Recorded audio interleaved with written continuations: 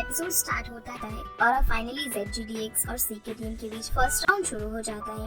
ZGDX team काफी अच्छा perform करती है, फिर ये लोग फर्स्ट राउंड जीत जाते हैं। वहीं दूसरी ओर याओ के पेरेंट्स भी टीवी पर इस मैच को देख रहे थे और याओ के जीत जाने पर दोनों काफी प्राउड फील करते हैं। याओ भी काफी खुश होती है क्योंकि सभी उसे चेयर अप कर रहे थे और अब फर्स्ट राउंड जीत जाने के बाद सभी ब्रेक लेते हैं। जब याओ अपना मेकअप ठीक करने जाती है तब वो देखती है कि सीचेंग की हालत काफी खराब हो चुकी है क्योंकि सर्दी लगने की वजह से उसे फीवर हो चुका था। ये देखकर याओ सबको बताती है कि सीचेंग को फीवर हो चुका है, जिस बात को सुनकर सभी लोग परेशान होने लगते हैं। लेकिन सीचेंग कहता है कि हमें इस गेम को जल्दी फिनिश करना होगा। फिर सेकंड राउंड स्टार्ट होता है, लेकिन सीचेंग की हालत काफी खराब थी, जिस कारण से वो गेम पर फोकस नहीं कर पा रहा था। और इसी मोमेंट में पूरी ZGDX टीम की हालत खराब हो चुकी थी क्योंकि सीचेंग किसी को भी लीड करने की कंडीशन में नहीं था, लेकिन फिर भी सीचेंग अपनी तरफ से पूरी कोशिश कर रहा था। दूसरी तरफ सीके टीम इस चीज का काफी ज्यादा फायदा उठा रही थी। अब याओ अपना कमाल दिखाती है और वो सभी को लीड करने लगती है और इसी तरह याओ के कारण ZGDX टीम सेकंड राउंड भी जीत जाती है, जिस कारण से वो पूरे मैच के विनर बन जाते हैं। अब ये देखकर याओ काफी खुश थी और यहाँ मौजूद सभी लोग उसकी तारीफ कर रहे होते हैं। इसी बीच के याओ के पास आता है और पहली बार वो उसे अप्रिशिएट करता है, जिसके बाद दोनों टीम आपस में हैंडशेक करती है और यहाँ यान उसका हाथ पकड़ लेता है और उसकी तारीफ करता है, लेकिन याओ को उसका टच अच्छा नहीं लगता और वो उसे हाथ छोड़ने के लिए कहती है। फिर प्रेस कॉन्फ्रेंस में याओ से कुछ सवाल किए जाते हैं, लेकिन याओ काफी नर्वस थी क्योंकि पहली बार उसने प्रोफेशनली खेलकर मैच जीता था, इसलिए सीचेंग इन सभी सवालों का जवाब देता है। आगे ये सभी रेस्ट रूम में होते हैं जहाँ याओ रियो को कहती है कि मैं इमीडिएटली यहाँ से जाना चाहती हूँ। तब रियो उसके जाने का कारण पूछता है तो याओ से हिचकिचाते हुए बताती है कि मेरे पीरियड स्टार्ट हो चुके हैं। ये सुनकर रियो कहता है कि सीचेंग भी अभी घर की ओर गया है, इसलिए वो उसे वापस बुला लेता है ताकि वो याओ को साथ ले जा सके। अब सीचेंग वापस आ जाता है और याओ उसकी गाड़ी में बैठ जाती है। वो याओ को पूछता है कि तुम्हें अचानक क्या हो गया, तो याओ उसे झूठ बोल देती है कि रियो ने मुझे तुम्हारी देखभाल के लिए भेजा है, जिस पर सीचेंग कहता है कि अरे मुझे ही फीवर हुआ है, मेरे दिमाग को थोड़ी ना हुआ है। इसी बीच याओ के पास जिमियांग की कॉल आ जाती है जो मैच जीतने की खुशी में उसके साथ सेलिब्रेशन करना चाहती थी, लेकिन याओ से बताती है कि मेरे पीरियड स्टार्ट हो चुके हैं, इसलिए मैं नहीं आ सकती। और ये बात सीचेंग भी सुन लेता है। खैर आगे ये दोनों घर पहुंच जाते हैं और याओ अपने रूम में आकर आराम करने के लिए चली जाती है। इसी बीच उसके पास रियो का मैसेज आता है और वो कहता है कि तुम सीचेंग को मेडिसिन दे देना, जिस पर याओ कहती है कि मैं भला उसे मेडिसिन क्यों दूं, वो तो इतना बड़ा हो चुका है कि अब खुद मेडिसिन नहीं ले सकता। जिस पर रियो कहता है कि सीचेंग कभी कभी मेडिसिन नहीं लेता और अगर वो मर गया तो हमारे पास कोई और कैप्टन नहीं रहेगा, इसीलिए अब ना चाहते हुए भी याओ सीचेंग के लिए हॉट वाटर और मेडिसिन लेकर जाती है। हालांकि उसे काफी तकलीफ हो रही थी, लेकिन मजबूरी में उसे ही करना पड़ रहा था। अब याओ चुपचाप सीचेंग के कमरे में एंटर होती है तो वो उससे पूछता है कि तुम यहाँ पर क्या कर रही हो, जिस पर याओ कहती है कि मैं तुम्हारे लिए मेडिसिन लेकर आई हूँ।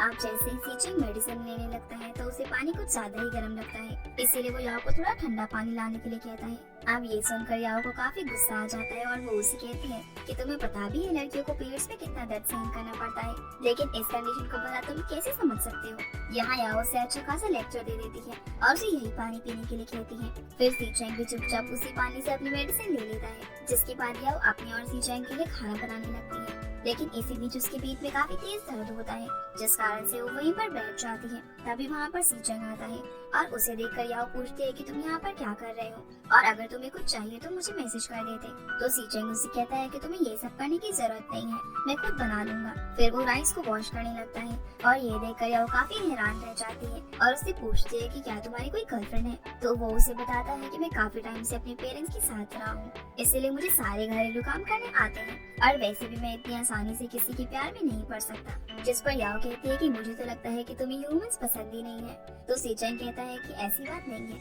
मैं ह्यूमंस को पसंद करता हूँ, लेकिन सबसे ज्यादा मुझे अपनी गेम पसंद है और मैं सिर्फ उसी को अपना पार्टनर बनाना चाहूंगा जो मेरे से अच्छा गेम खेल सकती हो। ये सुनकर याओ शॉक हो जाती है, जिसके बाद वो जिमियांग को कॉल करके सारी बातें बताती है कि आज क्या क्या हुआ, लेकिन बात करते करते उसे काफी पेन होने लगता है और वो सोफे पर उल्टा लेट जाती है। तभी सीचेंग उसके पास आता है और उसकी टमी को टच करके कहता है कि तुम्हें हॉट वाटर बैग यूज करना चाहिए। फिर वो उसके लिए हॉट वाटर बैग लेने जाता है। इसी बीच याओ से कहती है कि तुम मेरे टमी को कैसे टच कर सकते हो और अगर हम एंशिएंट टाइम में होते ना तो तुम्हें अपनी इस हरकत के लिए मुझे शादी करनी पड़ती। जिस पर सीचेंग कहता है कि अगर हम एंशिएंट टाइम में जी रहे होते तो अभी तक हमारी 800 बार शादी हो चुकी होती। खैर आगे दोनों डिनर कर रहे होते हैं, तभी याओ सीचेंग को कहती है कि मुझे माफ कर दो, मुझे तुम्हारी देखभाल करनी थी, लेकिन उल्टा तुम भी मेरी देखभाल कर रहे हो। जिस पर सीचेंग कहता है कि झूठ मत बोलो, तुम खुद दर्द में थी इसीलिए तुम वापस आई थी और वैसे भी मुझे तुम्हारी देखभाल की जरूरत नहीं है, लेकिन फिर भी याओ उसे केयर दिखाती है और उसे उसके रूम में लेकर जाती है। अगले दिन सभी लोग वापस आ जाते हैं तो सभी सीचेंग को चेक करने के लिए उसके रूम में जाता है, लेकिन तभी वो उल्टे पैर वापस आ जाता है और वो काफी डरा हुआ लग रहा था। उसकी ये हालत देखकर लियो पूछता है कि क्या तुमने कोई भूत देख लिया, लेकिन चबी काफी डरा हुआ था और कुछ भी नहीं बता पाता। फिर लियो को चेक करने के लिए जाता है और जैसे वो सीचेंग के रूम का डोर ओपन करता है तब वो भी काफी शॉक हो जाता है। अब बाकी मेंबर्स भी ऊपर आ चुके थे और ये सभी लियो को पूछते हैं कि तुमने भी रूम के अंदर कोई भूत देख लिया है क्या। तो लियो कहता है कि नहीं, बल्कि ये तो भूत देखने से भी डरावना है। अब हम याओ को देखते हैं जो कि सीचेंग के साथ उसके बेड पर सोई हुई थी। तभी उसकी आंख खुलती है और वो खुद को सीचेंग के बेड पर देखकर काफी शॉक हो जाती है। इसी बीच सीचेंग भी जाग जाता है। तभी बाहर खड़े मेंबर्स इन्हें आवाज लगाते हैं, लेकिन आवाज सुनते ही ये दोनों ब्लैंकेट के अंदर छुप जाते हैं। फिर सीचेंग बाहर जाता है और इन्हें पूछता है कि क्या हुआ। तो वो लोग उसकी तरफ काफी वियर्ड तरीके से देखते हैं क्योंकि ये लोग ऑलरेडी सब कुछ देख चुके थे। अब सीचेंग अपनी सफाई देते हुए कहता है कि उसका बिस्तर गंदा हो गया था, इसीलिए वो मेरे बिस्तर पर आकर सो गई और इसमें इतना हैरान होने वाली तो कोई भी बात नहीं है। इधर याओ भी उठ जाती है और डोर पर कान लगाकर सारी बातें सुन रही थी। तभी यमिंग उससे कहता है कि घर में और भी कई सारे रूम्स और बेड्स हैं, इसीलिए वो कहीं और भी सो सकती थी। तो सीचेंग कहता है कि शायद याओ किसी दूसरे बिस्तर को गंदा नहीं करना चाहती थी। इसी बीच रियो से कहता है कि मैं मानता हूँ कि दुनिया काफी आगे बढ़ चुकी है, लेकिन तुम दोनों अभी अनमैरिड हो, इसीलिए तुम उसके साथ इस तरह से नहीं सो सकते। तभी लियो भी उसे कहता है कि इस बार तो भाई आपने काफी बड़ा कारनामा कर दिखाया, तुम एक यंग लड़की को अपने बेड पर ले आए। और ये सुनते ही सभी लोग जोर जोर से हंसने लगते हैं। तो सीचेंग कहता है कि उसने अपनी ग्रेजुएशन कंप्लीट कर ली है और वो शादी के लायक भी हो चुकी है। खैर आगे सीचेंग इन्हें यहाँ से भेज देता है और वापस से अपने रूम के अंदर आ जाता है जहाँ याओ नीचे फ्लोर पर बैठी हुई थी और उसने अपने ऊपर ब्लैंकेट ढका हुआ था क्योंकि वो काफी एम्बैरेस फील कर रही थी। जैसे ही सीचेंग उसके ऊपर से ब्लैंकेट हटाता है तो याओ उसे सॉरी बोलती है और बताती है कि कल रात मुझे काफी ठंड लग रही थी और मुझे बहुत नींद भी आ रही थी, इसलिए मैं यहीं पर आकर सो गई। जिसके रिप्लाई में सीचेंग कहता है कि अगर आज हम एंशिएंट टाइम में जी रहे होते तो तुम आज डूबकर मर गई होती या फिर मुझे तुमसे दोबारा शादी करनी पड़ती। जिसके बाद वो अपने ब्लैंकेट को चेक करने लगता है कि कहीं याओ ने उसका ब्लैंकेट तो गंदा नहीं कर दिया, पर तभी याओ उसे रोक देती है और कहती है कि अगर कहीं से गंदा हुआ भी होगा तो मैं उसे वॉश कर दूंगी। पर सीचेंग उसकी बात नहीं मानता और दोनों ब्लैंकेट को एक दूसरे से छीनने लगते हैं, जिस कारण गलती से याओ सीचेंग के ऊपर गिर जाती है और ये दोनों एक दूसरे को इस मूवमेंट में देख रहे थे। तभी चबी यहाँ पर आ जाता है और इन दोनों को दोबारा से इस कंडीशन में देख लेता है, लेकिन वो ऐसा रिएक्ट करता है कि मानो उसने कुछ नहीं देखा हो। रात में सीचेंग याओ के बारे में सोचकर स्माइल कर रहा था, वहीं दूसरी ओर याओ भी उसके बारे में सोच रही थी। अगले दिन ईसा भी लाइव स्ट्रीम करते हैं। इधर यांग भी याओ को लाइव देख रहा था, जिसके बाद याओ अपनी गेमिंग स्टार्ट करती है। तभी सीचेंग अपनी स्ट्रीमिंग छोड़कर याओ के करीब आता है और उसे डिस्ट्रैक्ट करने की कोशिश करता है, जिस कारण से याओ गेम में गलत कैरेक्टर चूज कर लेती है। ये देखकर सीचेंग कहता है कि क्या तुम्हारा दिमाग इतना कमजोर हो चुका है, जिस पर याओ कहती है कि मैं भूल गई थी और अब तुम मुझे परेशान मत करो। लेकिन सीचेंग चुप नहीं होता और वो उसे और भी ज्यादा परेशान करने लगता है। इसी बीच वो उससे कहता है कि मुझे वो मोमेंट याद आ रहा है जब तुम मेरे बेड पर कांप रही थी। ये सुनकर याओ को काफी गुस्सा आता है और उनकी ये सारी बातें ऑडियंस तक जा रही थी। इतने में ही एक फीमेल फैन याओ के पास मैसेज करके कहती है कि तुमने मेरे हस्बैंड को इनफेमस कर दिया। दरअसल ये लेडी सीचेंग को अपना हस्बैंड बता रही होती है, जिसके रिप्लाई में याओ कहती है कि मैंने तुम्हारे हस्बैंड को टच भी नहीं किया, वो बिल्कुल प्योर है। जिसके बाद सीचेंग सारी ऑडियंस को बता देता है कि कल रात क्या हुआ था। इसी बीच जिमियांग फेक आईडी से सीचेंग के पास मैसेज करती है और उसे कहते हैं कि तुम इतने बड़े हो गए हो, क्या तुम्हारी अब तक कोई गर्लफ्रेंड नहीं बनी और मुझे तो लगता है कि शायद तुम्हें ह्यूमंस पसंद नहीं है। लेकिन सीचेंग को पता चल जाता है कि ये मैसेज जिमियांग ने किया है क्योंकि उसे ही पता था कि सीचेंग को ह्यूमंस पसंद नहीं है। ये देखकर सीचेंग याओ को कहता है कि तुम्हें मेरे बारे में इस तरह ह्यूमंस नहीं फैलाने चाहिए, क्योंकि क्या होगा अगर मेरी शादी नहीं हुई तो। वही हम यांग को देखते हैं जो कि याओ से मिलने के लिए उसके घर की ओर आ रहा था, लेकिन बाहर उसे वॉचमैन रोक लेता है और उससे पूछता है कि तुम कहाँ जा रहे हो। जिस पर यांग कहता है कि मैं किसी से मिलने आया हूँ। तो वॉचमैन उसे कहता है कि तुम उसे फोन करके बाहर बुला सकते हो, लेकिन यांग अपना फोन घर पर ही भूल चुका था, इसलिए वो वॉचमैन के फोन से याओ को कॉल करता है। जिसके बाद याओ उससे मिलने के लिए बाहर आती है। तब बाहर उसे हाजिया मिल जाता है जो कि याओ की जिमियांग के साथ बात करवाता है। दरअसल जिमियांग को पता होता है कि याओ की लाइव स्ट्रीमिंग देखने के बाद यांग उससे मिलने जरूर आएगा, इसीलिए वो उसे यांग से दूर रहने के लिए कहती है। फिर याओ यांग से मिलती है और वो उसे दोबारा से रिलेशनशिप में आने के लिए कन्विंस करने लगता है। इसी बीच यांग उसे हक कर लेता है। तब याओ उसे पीछे हटाने की कोशिश करती है, लेकिन यांग ने उसे कसकर पकड़ा हुआ था। इधर आजिया छुपकर जिमियांग को वीडियो कॉल के जरिए सब कुछ दिखा रहा होता है। अब किसी तरह याओ यांग को पीछे कर देती है, तो याओ उससे पूछता है कि क्या तुम्हारे और सीचंग के बीच कुछ चल रहा है, जिस पर याओ कहती है कि उसने लाइव स्ट्रीमिंग के दौरान ऑलरेडी सब कुछ क्लियर कर दिया है। इधर जिमयांग सीचंग को मैसेज करके उन दोनों के बारे में बता देती है और ये पता लगने के बाद सीचंग तुरंत इन दोनों के पास चला आता है, पर वो याओ के पास आकर कहता है कि मुझे कैंडी खरीदने जाना है, पर मैं अपना वॉलेट घर पर ही भूल चुका हूँ, इसलिए तुम मुझे कुछ पैसे दे दो। तो याओ उसे पैसे दे देती है और जाने से पहले सीचंग याओ को कहता है कि वैसे तो मुझे तुम दोनों से कोई प्रॉब्लम नहीं है, लेकिन मैं तुम्हें ये बताना चाहता हूँ कि शॉर्टी फाइनल में जा रही है, इसलिए उसके पास तुम्हारी बातें सुनने का टाइम नहीं है, क्योंकि इस बार ट्रॉफी ZGDX टीम विन करेगी। और ये कहकर वो यहाँ से चला जाता है। अब यांग भी याओ को लास्ट टाइम हक करके यहाँ से जाने लगता है, क्योंकि याओ अब उसके साथ रिलेशनशिप में नहीं आने वाली थी। यांग याओ को देखते हुए यहाँ से जा रहा होता है।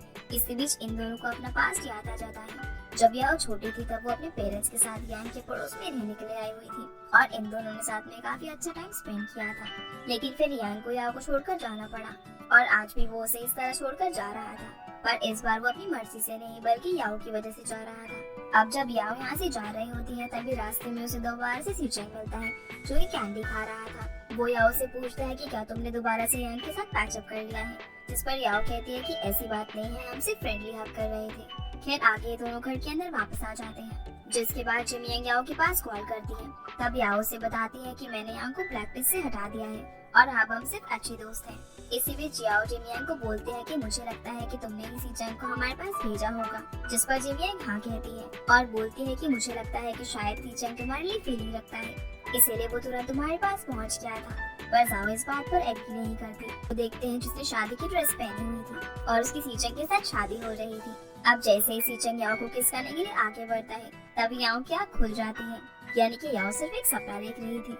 उठने के बाद याओ वॉशरूम जाती है, जहाँ वो खुद से कहती है कि याओ तुम्हें सीचंग के बारे में ऐसा नहीं सोचना चाहिए, क्योंकि तुमने खुद से वादा किया था कि तुम ई-स्पोर्ट्स प्लेयर के प्यार में नहीं पड़ोगी और तुम्हें जिमयांग की बातों में तो बिल्कुल भी नहीं आना है। फिर पूरी रात वो किंग्स के खिलाफ वीडियोस देखकर मैच की प्रैक्टिस करती है और यहाँ वो हर चीज नोट्स में भी लिख रही थी कि उसे किन किन चीजों पे फॉलो अप करना है। आगे सुबह भी याओ काफी काम कर रही थी, तभी उसके पास रियो और यूमिंग आते हैं, जो कि दोनों उसके नोट्स को देख लेते हैं और उसे मैच खेलने के लिए एनकरेज करते हैं। फिर याओ अपनी प्रैक्टिस कर रही होती है, क्योंकि इनके मैच में अभी थोड़ा टाइम बाकी था। तभी उसके पास सीचंग आता है और उसके नोट्स को उठाकर उन्हें रीड करने लगता है, पर याओ उसके हाथ से डायरी छीन लेती है और कहती है कि ये मेरे नोट्स हैं और तुम इस तरह किसी के नोट्स नहीं रीड कर सकते। जिस पर सीचंग कहता है कि तुमने ये सब कहाँ से सीखा और वैसे भी तुम्हें ये सब लिखने की जरूरत नहीं है। फिर वो अपने और याओ के लिए ब्रेकफास्ट लेकर आता है और उसे उसकी स्लीपर्स देते हुए कहता है कि बिना स्लीपर्स पहने हुए ब्रेकफास्ट मत करना और मैं तुम्हारे बाहर वेट कर रहा हूँ, जल्दी आ जाना, क्योंकि ये सभी अपने मैच के लिए जा रहे थे। अब जैसे याओ बस में इंटर होती है, जहाँ सीचंग उससे उसके नोट्स मांगता है और कहता है कि मुझे उन नोट्स को एनालाइज करना है, जिस पर याओ कहती है कि अभी कुछ देर पहले तो तुम मुझे मना कर रहे थे कि नोट्स की कोई जरूरत नहीं है, तो अब तुम इन्हें क्यों मांग रहे हो। खैर याओ से अपनी डायरी दे देती है और इनकी बस यहाँ से निकल पड़ती है। इसी बीच सीचंग के को भी ये नोट्स दिखाता है। फिर ये लोग अपने डेस्टिनेशन पर पहुँच जाते हैं और यहाँ इनका मैच किंग्स टीम के साथ होने वाला था। अब इन लोगों का मैच स्टार्ट होता है और याओ सभी को लीड कर रही होती है, क्योंकि याओ ने किंग्स टीम के बारे में काफी डीपली स्टडी की हुई थी और उसे अच्छी तरह पता था कि किंग्स टीम की क्या क्या स्ट्रेंथ और वीकनेसेस हैं। इसीलिए फाइनली ZGDX टीम ये मैच जीत जाती है। इसके बाद प्रेस कॉन्फ्रेंस में सीचंग से कुछ सवाल पूछे जाते हैं कि किंग्स टीम एक राइजिंग टीम है और आप लोगों की टीम ट्रेडिशनल स्ट्रॉन्ग टीम है, लेकिन फिर भी आप लोगों ने किंग्स टीम के बारे में इतनी ज्यादा स्टडी क्यों की। जिस पर सीचंग कहता है कि हमारी टीम की मिड सोलो प्लेयर हर टीम से काफी ज्यादा डरती है और अगर हम किसी भी टीम को काफी हल्के में ले लेते हैं तो वो कहती है कि हम खुद पर प्राउड फील कर रहे हैं। यही नहीं, उसने तो सुबह ही कह दिया था कि आज हम ये मैच हारने वाले हैं। इधर ये सब याओ सुन रही थी और वो गुस्से में वहाँ से चली जाती है। याओ के जाने के बाद सीचंग कहता है कि वो बहुत ही हार्ड वर्क करती है और सीरियस एटीट्यूड रखती है और टीम का कैप्टन होने के नाते मुझे खुशी है कि मैं उसके साथ खेल रहा हूँ। फिर ये सभी रेस्ट रूम में होते हैं, जहाँ लियो बताता है कि मैच हारने के बाद किंग्स टीम को काफी बैड कमेंट्स मिल रहे हैं। ये सब देखकर इन सभी को काफी बुरा लगता है, क्योंकि किंग्स टीम को काफी ज्यादा ट्रोल किया जा रहा था। फिर याओ वॉशरूम जाती है, जहाँ पर उसे किसी के रोने की आवाज सुनाई देती है। जब याओ चेक करती है तो किंग्स टीम का कैप्टन बैठकर रो रहा था। याओ उससे पूछती है कि तुम क्यों रो रहे हो। तब वो कहता है कि तुम्हें ऑलरेडी पता है कि मैं क्यों रो रहा हूँ और बोलता है कि हम तो यहाँ पर खुशी खुशी गेम खेलने के लिए आए थे, लेकिन मुझे नहीं पता था कि हम इतनी बुरी तरह से हार जाएंगे। लोग हमें डांट रहे हैं और काफी बुरे कमेंट्स मिल रहे हैं। तो या उसे चेयर अप करने की कोशिश करती है और कहती है कि ऐसी बात नहीं है, अगर ZGTX टीम हार जाती तो लोग हमें भी ट्रोल करते और शायद तुम्हें इसलिए ज्यादा दुख हो रहा है क्योंकि लोग तुम्हारा जीतना एक्सपेक्ट कर रहे थे, लेकिन तुम लोग हार गए और मैं तुम्हारी सिचुएशन को बहुत ही अच्छी तरह से समझ सकती हूँ। वो उसे बताती है कि जब मैं नहीं थी तो मुझे भी लगता था कि मैं as a newcomer fearless हूँ, और जब मैंने अपना पहले ट्रेनिंग मैच विन किया था तब मुझे खुद पर काफी प्राउड फील हुआ था। लेकिन एक दिन हमारा कंपटीशन टैग टीम के साथ हुआ था जिसमें ताई ने हमें बहुत ही बुरी तरह से हरा दिया था और मुझे आज तक उस शौक से निकलने का रास्ता नहीं मिला। तो ये कैप्टन उसे कहता है कि तुम्हारे पास एक अच्छी टीम है और तुम उन सब पर भरोसा भी करती हो, जिस पर याओ कहते हैं कि तुम्हारे पास भी एक अच्छी टीम है और एज अ राइजिंग टीम तुम्हारे पास अभी भी जीतने की गुंजाइश है, इसलिए अगली बार पूरी तैयारी के साथ आना। अब ये दोनों बाहर आ जाते हैं जहाँ इन्हें सीचंग मिलता है। सीचंग याओ से कहता है कि तुम यहाँ पर क्या कर रही हो और तुमने मेरी कॉल पिक क्यों नहीं की। फिर वो उससे कहता है कि तुम हमेशा ओपोनेंट टीम की कैप्टन को क्यों रुला देती हो और वो तुम्हें इतनी दुख भरी नजरों से क्यों देख रहा था। खैर आगे सभी लोग वापस जाने लगते हैं। तो बस के अंदर याओ सभी को बताती है कि जब मैं वॉशरूम के लिए गई थी तब मैंने देखा कि किंग्स टीम का कैप्टन बैठकर रो रहा था क्योंकि सभी लोग उसे काफी ज्यादा ट्रोल कर रहे थे और हमें पागलों की तरह अप्रिशिएट किया जा रहा था। फिर याओ सीचंग के पास जाती है और उसे कहती है कि मैं दोबारा से ताई के साथ कॉम्पीट करना चाहती हूँ। ये सुनते ही सभी याओ की तरफ देखने लगते हैं। सीचंग उससे पूछता है कि क्या तुम्हें ताई से अब डर नहीं लगता, तो याओ कहती है कि हाँ लगता है, लेकिन फिर भी मैं उसके साथ खेलना चाहती हूँ। वो उसे एक बार पूछता है कि क्या तुम मैच के लिए बिल्कुल तैयार हो, तो याओ हाँ कह देती है। अब इतना सुनते ही सीचंग ताई के पास मैसेज करता है और उसे कल शाम को मैच खेलने के लिए बोल देता है। हालांकि रियो उसे मना करता है क्योंकि अगर इस बार भी याओ उसके साथ हार गई तो इस चीज का उसके दिमाग पर बहुत ही गहरा असर पड़ेगा। लेकिन सीचंग रियो को कहता है कि अगर मैंने उसकी हेल्प नहीं की तो याओ ये सब खुद भी कर सकती है। फिर वो मैच के लिए तैयारी करने लगती है और इसी के साथ ये एपिसोड यहीं पर खत्म हो जाता है। तो गाइस ये थी आज की वीडियो एंड आई होप आप लोगों को ये वीडियो पसंद आई होगी, तो वीडियो को लाइक कर चैनल को सब्सक्राइब जरूर कीजिएगा। आपसे फिर मिलते हैं अगले एपिसोड में, तब तक के लिए गुड बाय।